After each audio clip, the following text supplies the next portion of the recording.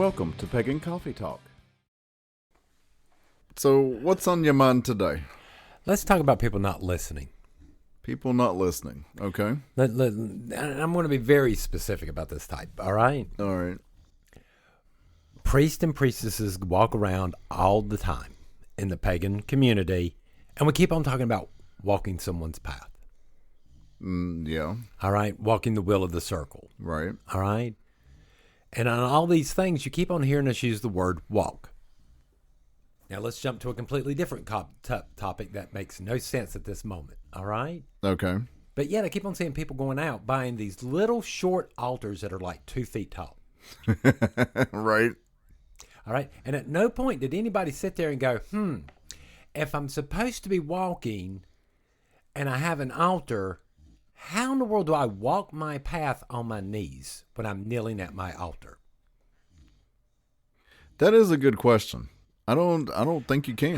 How do you walk your path with your face planted in the ground because you're unworthy to look upon your God? I don't think you can. You can't. You're on your knees. How can you worship your God if you're too busy trying to cover the top of your head? So where is this disconnect? Witches do not kneel. We don't kneel before our gods. We don't kneel before anyone else. But yet, they'll go out and buy these damn altars that cause them to kneel. Well, I guess theoretically you could set that up on something else, but if you're doing that, why not just get a taller table? Yeah. Okay, why? Or just use whatever you're putting it on as your altar. My problem here isn't the altars themselves, it's the mindset. Yeah. Why are you kneeling at an altar? In Christianity and all these other religions, you're seen as unworthy to be looking upon the face of your God. You are not worthy to see them or be in their presence because you are a lower life form. Now, in paganism, we don't think that way.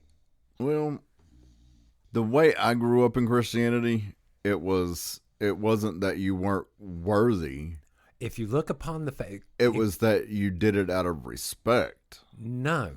Yeah. I was always told if you look upon the face of God, you will go insane. Well, so therefore, we can't. Well, yeah. Hence the reason according to Christianity, you can't really even hear the voice of God. He has to have an intermediate there.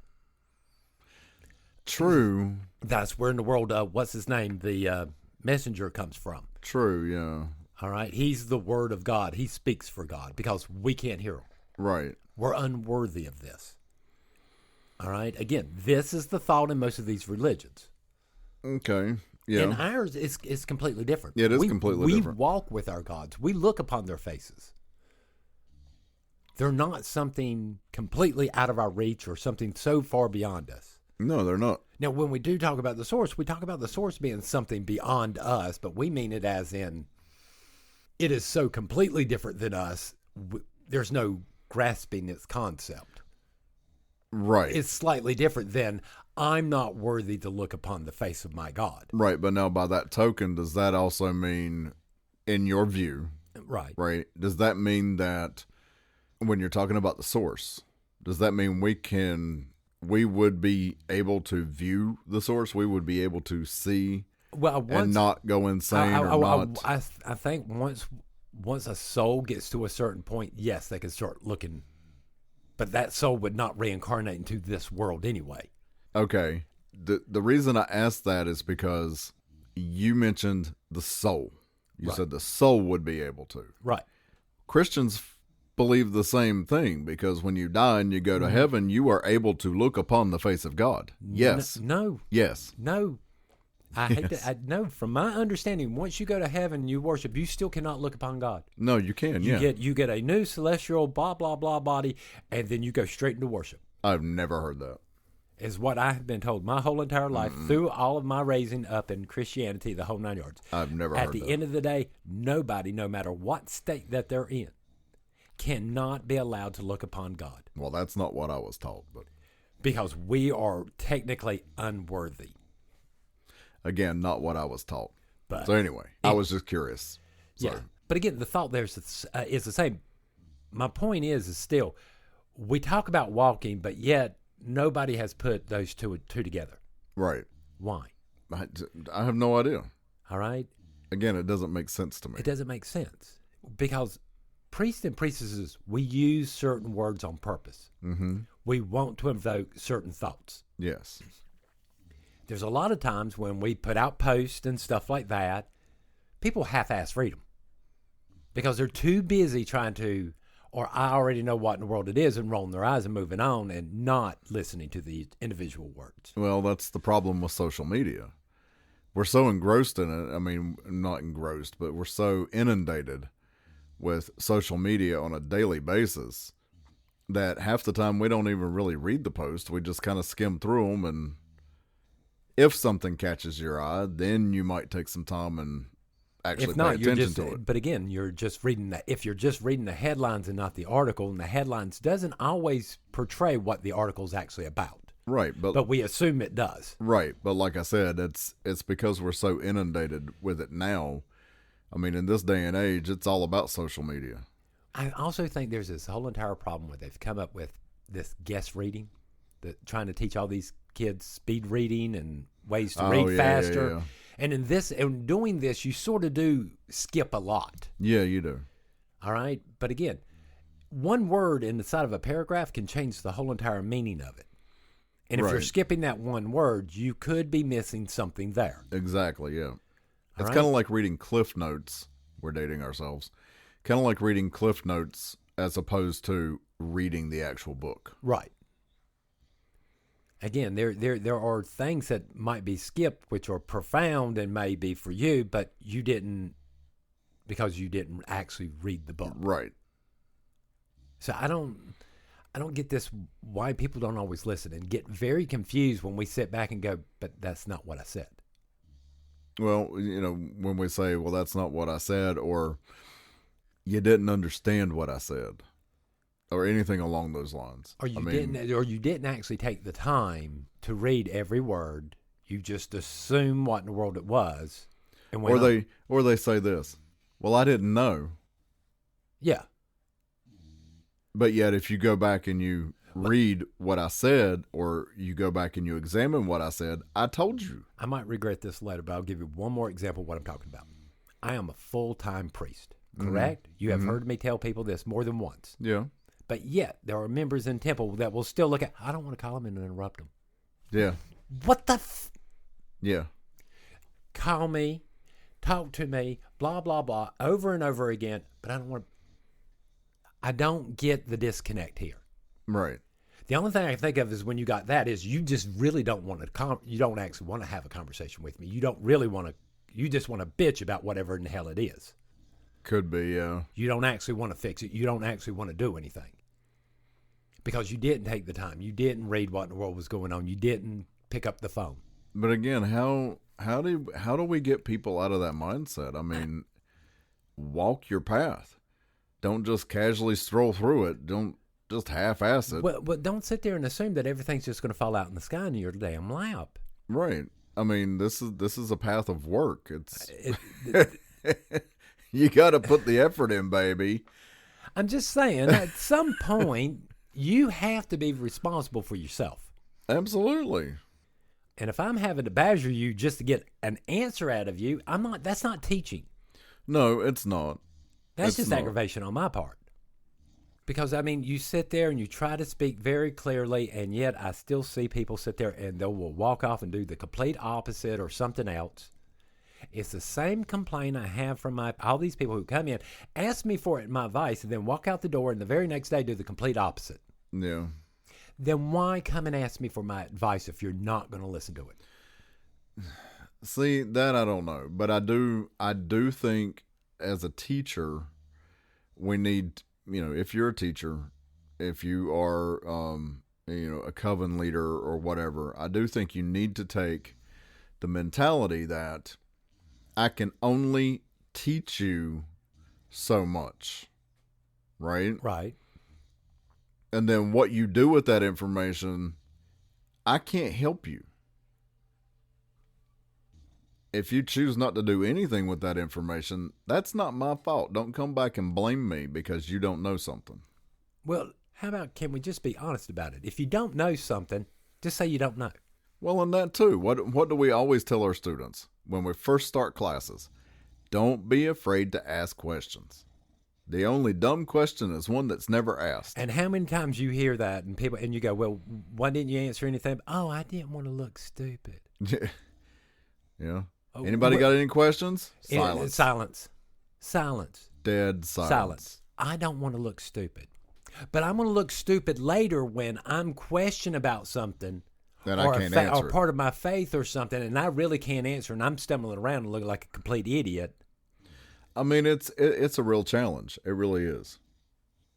But again, walk your path. If you're walking your path, you should be challenging your own notions. Well, there's nothing wrong with being stupid. The only thing wrong with being stupid is staying stupid. Yeah. All right? And the only way to stop that is to start asking questions, is to start talking. Well, like I said, part of what we teach is to challenge whatever notion is thrown at you, whatever idea, even your own ideas. Right. Challenge them. Prove them, disprove them.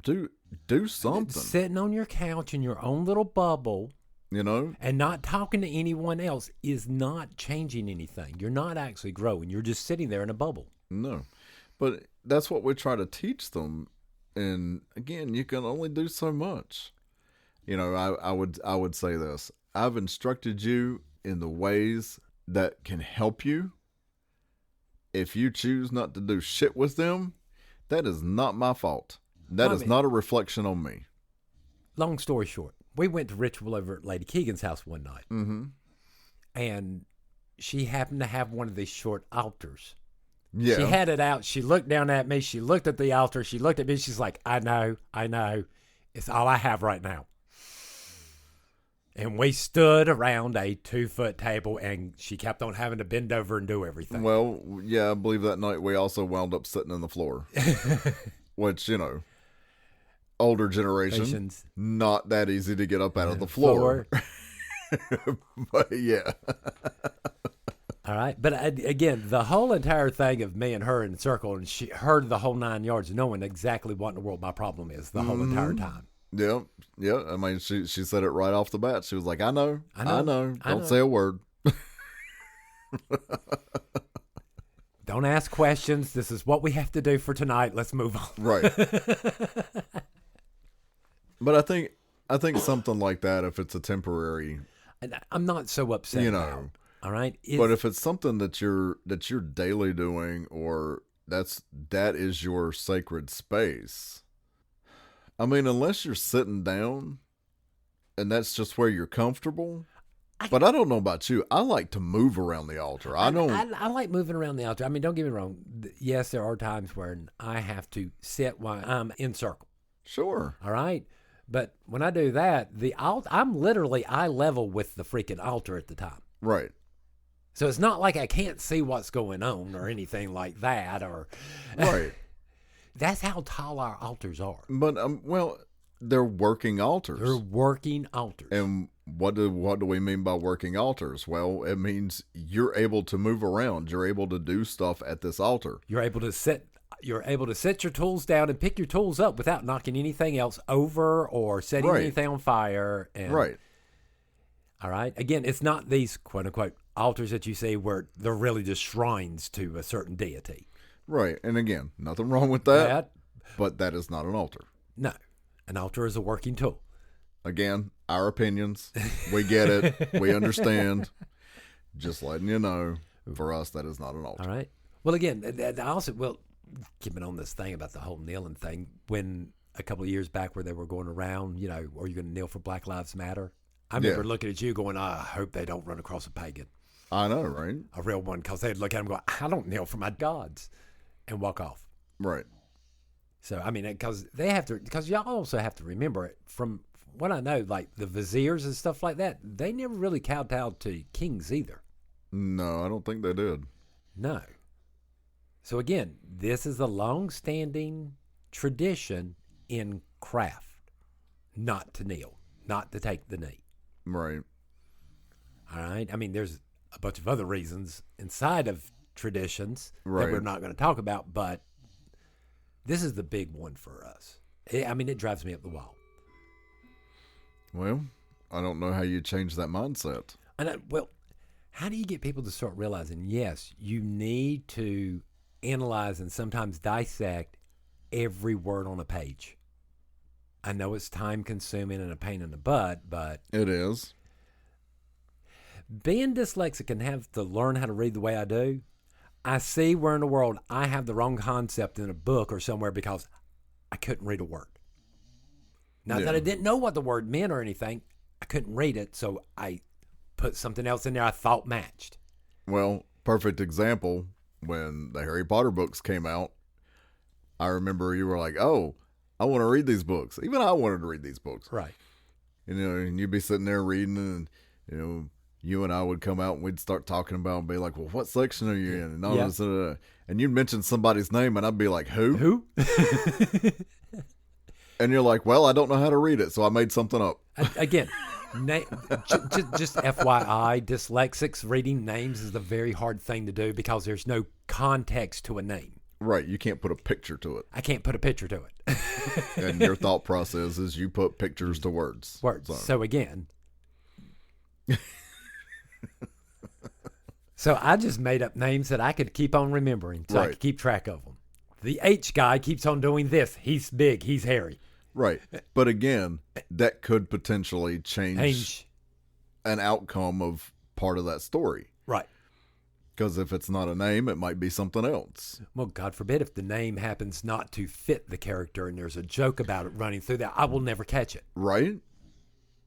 So when I look at it this way, this is what y'all were doing and y'all don't have to. Right. I do it because I have no choice. And it drives me up the wall because I know I'm getting information wrong that way. Right. Where's the common sense on this? When are people actually going to start really listening to people again? I don't know. And questioning and have conversations. And I'll admit, I've been guilty of it at times. And then when I realize what I'm doing, I'm like, I'm just being lazy. Yes.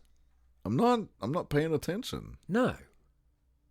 I'm sorry. I sit here and listen to people say this stuff all the time, and 9 times out of 10, I'm sitting back going, you're not really doing anything. You're gaslighting yourself. Yeah. Oh, yeah, I'm sitting at home and I'm doing this and blah, blah, blah. No, you're not. You're not really doing any of that. Picking up your book of shadows and writing 3 words down and setting it down and walking off is not work. Right. Sitting there going, hey, you know what? I need to learn about this, and not picking up a phone and calling an elder and discuss it with them. Well, an elder, a classmate, another first degree, a second degree. I mean, there's any number of people you can call. If you're a neophyte and you're in a class with other students, pick up the phone, call them and say, hey, I got a question. What was your take on this? Okay. If we're missing the whole walking and kneeling thing in the general populace, because y'all not catching on to that, what else are y'all missing out on that we're saying to y'all that you're just not paying any attention to? Well, yeah. I mean, come on. Y'all missed that. But, okay. But we're not going to correct or change our behavior or anything. We're just going to keep on doing the same thing over and over again. Right. And then expect the rest of the world to go along with it. Well, and I think that's where... I hate to be this way. My life experience has shown me the world don't work that way. No. What I was going to say is that's where you wind up with people doing things not the proper way or the right way or, anything along those lines. But then they go on and they teach other people that way. And then it just keeps getting lazier and lazier and lazier. And then you've completely lost everything that was actually behind it. Right. Because you're half-assing. That's just the way I see it. Yeah. It's like sitting there talking and doing a class, and you have that one student sitting there, no notes, no nothing, staring off into space. Yeah. Why are you even here? Are you going to tell me you actually give a shit? Is this what you really want? Well, again, we tell everybody we're supposed to judge each other based on our actions. Mm-hmm. These are the actions I see. And its actions, not necessarily knowledge. No. You know, are you actually doing something where... Right, you may have the knowledge, but if you're not doing anything, what does it matter? I mean... And if you don't have the knowledge and you're doing something, that shows me you've got gumption. You've got the attitude to learn. Yeah. You want to grow. When you're sitting there and you're talking to people and you're debating this stuff, you're learning. Mm-hmm. But if you don't talk, if you don't debate, if you don't tell people what you do and don't know, nothing's ever going to change. And now there's a difference between debate and arguing. Yes. If you're arguing, you're getting nowhere. No. Debating, on the other hand, expressing ideas in a calm manner. Debating works like this. I sit down and I tell you, okay, I believe in A. But for me to believe in A, I need B, C, D, and E right here. Mm-hmm. To stabilize this, to show you where in the world I'm coming to this conclusion from. Mm-hmm. Because again, that last idea is made up of multiple ideas. And if one of them things are wrong, the whole thing falls apart. Right. And when you're coming up with these theories and stuff like that, you don't always see every fault. No, you don't. And the only way to see them is to voice them. Is to voice them and talk to other people about them, right, to find out where in the world you might be going wrong. Something right, you didn't think about. Right. Now, we're not talking, again, I'm not talking about the what-isms. Right. All right? Because there's a lot of those. I'm about tired of them. You know, that's like them doing that whole entire thing. If we talk about this, and that means that excludes these people. No, it don't. No, it don't. No, it doesn't always mean that. Mm-mm. Just because you talk about relationships from a straight point of view doesn't mean you get rid of the gay people. No. It just means you're talking about relationships. Right. Not having babies. Absolutely. Well, see, now, there's another thing. All right? There's another concept in paganism I keep on seeing skipped. Mm-hmm. All right? Now, again, I don't have a problem with abortion, especially that first trimester, what me and you're used to, what we grew up in. It's just the first trimester, none of this late crap. Don't have a problem with this. And I even understand in the old days, yes, tribes used to have to make certain decisions when the crops weren't good, and sometimes babies and old people were left out in the cold. Right. All right? We're not talking about, we don't live in these. But at the end of every Sabbath, at the end of every ritual, we go, the anthem is to the male as the chalice is to the female, co-joined together, they bring forth blessings. Right. What do y'all think them blessings are? Mm. It sure in hell ain't that damn orgasm. No. That's just something to cover up the freaking pain you're in. I was going to say, while it serves its purpose, but that's not the blessing. That's not the blessing. So again, I'm back to, we should be encouraging people to have kids. Right. All right. Well, follow the logic. If I sit here and tell you, okay, we value life. Life is a celebration of our gods, of our religion in and of itself. Right. How better way to express that by having a child? Right. And having a child young enough so you can enjoy having a child. The parents I see worn out and really at the edge of the fridge, it's them ones that had them when they're late 30s and blah, blah, blah. Yeah, waited a little older, yeah. All right, because you ain't got the energy to keep up with them. So right. Again, you have them earlier, you got a better chance of everything going off right. I'm sorry, what's so hard about this? Why can't we encourage people to do that? I don't see anything wrong with it. The logic sits there. Sure it does. Right there it is. But yet, in the pagan community, God forbid, if you don't hear them, abortion this, abortion that, abortion. I think y'all are missing the point here. Well, and then too, we're not talking about, having like a shit ton of babies. No. Creating a football team or whatever. Well, I'm just saying, to take that concept of something that is supposed to be part of our religion, we are supposed to be creating more life. Yes. And we're not even going to listen to the concept. We're not listening to the words of what we're saying, and that this is completely disconnected from reality. Right. It's not. Well, some people, they just can't go beyond a certain idea. They get stuck on it. Yeah. And then, and then it just goes round and round and round and round and never goes anywhere. Yeah, like the logic I used to do as a kid. If I could read the word, I would know how to spell the word. If I knew how to spell the word, I could look the word up. Right. But I can't read the word because I can't spell the word. So how in the world am I supposed to look the word up to find out how to spell it? Well, yeah, but no, I'm speaking more like the political ideas. People get stuck. I mean, it's the best example I can come up with. You get stuck on one thing. Somebody said something about a politician. Name your politician, right? Whatever. Somebody says something about it, and that's all that gets talked about. Mm-hmm. You never go beyond that point. No. And when somebody tries to come at you with, well, what about this? What about that? Let's discuss this a little bit. Oh, no. It goes back to that point. And only again, that point. It never goes beyond. Because again, I'm back to it. I don't think people actually listen. People come up to you and say that, and because you're not my tribe or whatever the reason, I'm not going to listen to you. I'm not going to hear an opinion outside of what. Right. My little bubble. That's exactly what I'm talking about. And I'm sorry, that's dangerous. Right. And, that goes beyond politics. It involves religion. It involves daily life. Yeah. Anything that you're doing in your daily life. I don't get it, people. It's like, open up. Let's discuss things. And don't be so closed in on yourself. I mean, what are y'all afraid of? God forbid, what? Y'all might get a new idea? You might change a thought? Are you afraid of being wrong? Yeah. If I was afraid of being wrong, you know how many times I've been wrong in my life? Oh, God. Hell, I think I was wrong 5 times this morning just before I got out of bed. I lost count.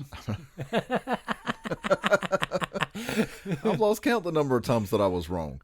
But you know what? I wouldn't have known I was wrong if I hadn't explored the idea, if I hadn't gone beyond my little brain section, But again, you get the excuses. I don't want to disturb you. You don't want to learn. To me, this is not that listening. This is just, I don't really want to do this, and I don't have the balls to sit there and go, I don't, and then walk away. Well, I remember the early days of coven work. Yeah. And we would quite literally have students that would just randomly call up. Yes. On a regular basis, just randomly call up and say, hey, you know what? I'm confused about something. I am very accustomed for many years of first degrees calling me up randomly throughout the day to ask me random questions. Yes. And that's why I'm working. Yeah. It's like at work, at home. We could be out at the grocery store. Now, when I was working, yes, you might have gone, I'll have to call you right back. Right. Here in a little bit. It's like, give me a minute. I need to get to a place where it's a little bit more private. Let me get to a place we'll discuss. Luckily, I had a job where I could find places that were private. Oh, absolutely, yeah. But it wouldn't be a very long conversation. It would be, okay, we'll talk about this after I get off work. But it's like over the past, I don't know, 10, 15 years, it's gotten out of that, and it's like, what happened? What happened? Seriously, what? So if anybody can chime in on this mindset, help us understand. I remember getting my first and especially going through my second. Going through my second, I think I saw Lord men on almost a daily freaking basis. Pretty much, yeah. And we talk some witchcraft sometime. Pretty much every day, yeah. Every day. Lady Keegan, same thing. She would call me up every single day, and we would sit here and talk for hours on end. Yeah. And now getting people to communicate, it's virtually impossible. It seems like it, yeah.